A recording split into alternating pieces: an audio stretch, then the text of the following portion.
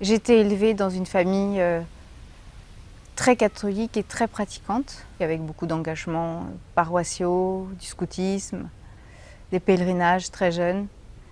Voilà, ça a été ma culture. Dieu, c'était assez conceptuel, philosophique, lointain aussi. J'ai eu l'occasion de rencontrer un certain nombre d'amis, enfin des gens qui sont devenus des amis et qui avaient fait cette une vraie rencontre avec Dieu, quelque chose qui avait bouleversé leur vie. Ça me révoltait beaucoup de moi ne pas pouvoir le vivre. Si Dieu existe vraiment, pourquoi il ne se manifeste pas à moi, vraiment, de façon à me faire sentir la plénitude de son amour. Disons qu'un jour, j'ai poussé un petit peu plus loin ma révolte. Enfin, j'ai voulu faire un deal. Je lui ai dit, voilà, je te donne une semaine de ma vie que je te consacre. Et tu as intérêt à te manifester parce que sinon, moi, je me barre. Donc, je suis partie une semaine en retraite dans un lieu qui s'appelle Eucharistein, en Suisse.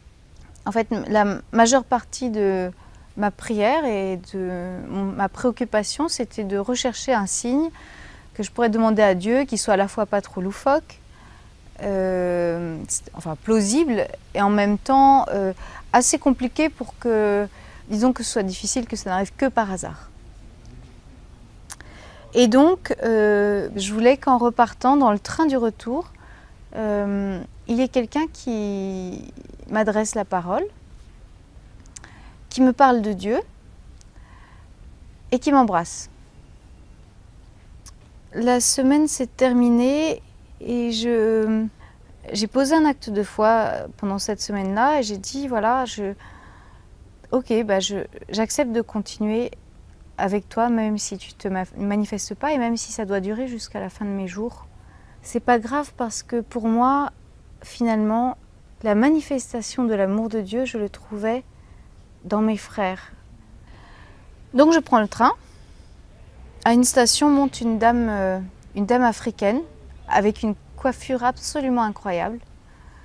Et au bout de quelques minutes, cette femme se penche vers moi et me demande si ce que je porte au doigt, à l'époque je portais un dixonnier, c'est-à-dire une bague sur laquelle on prie la Vierge Marie. Puis elle commence à me parler de sa vie, je crois qu'elle était camerounaise et elle s'appelait Clémentine.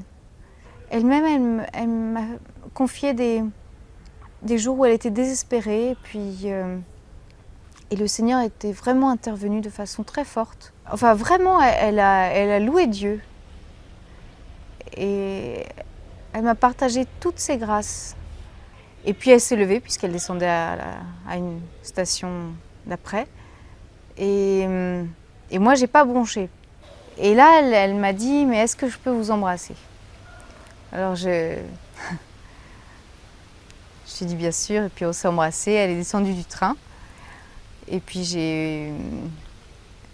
voilà, j'ai jamais eu de nouvelles. On avait échangé nos numéros, mais j'ai jamais eu de nouvelles. En même temps, ce que je veux dire, ce qui est très important pour moi, c'est que je me rends compte, l'étape de cette semaine-là, c'était que je ne sais pas quel est mon chemin, mais je sais que l'amour de Dieu se manifeste